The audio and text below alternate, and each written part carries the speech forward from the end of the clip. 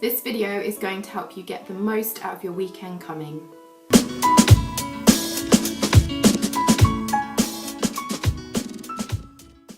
Question 1. How many hours do you have in your weekend? i.e., does it start on Friday night and finish on Sunday night?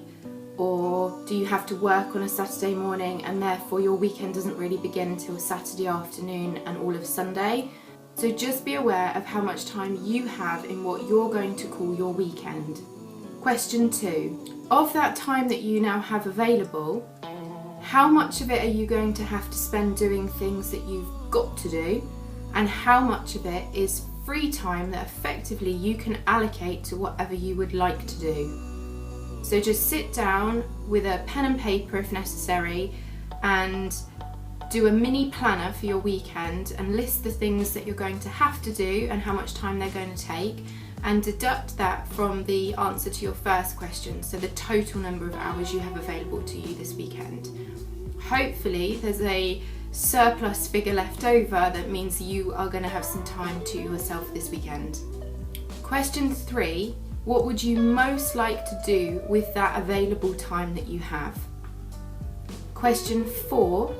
Would you prefer it if you could take away some of the things that you have to do and fill your whole weekend with something else? But then you can hold it in your awareness and ask yourself, which weekend coming up is going to be the first weekend where I can have this whole weekend to myself to do this thing that I really want to do, and can you schedule it in your diary so that you have something to look forward to? Personally, I think it is really important to have things to look forward to, and I think this exercise is really interesting because I think so much time can get lost when you don't realise how much time you have.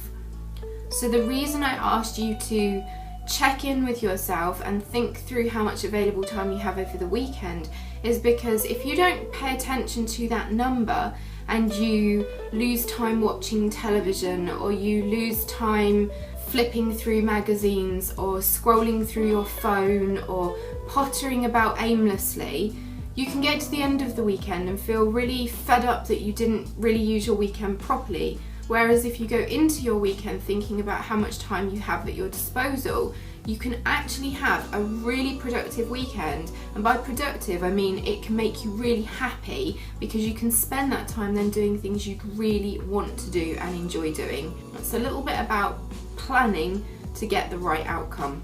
If you have enjoyed this mini reflection, there are 3 other mini reflections posted up for you to work through at the end of your weekend.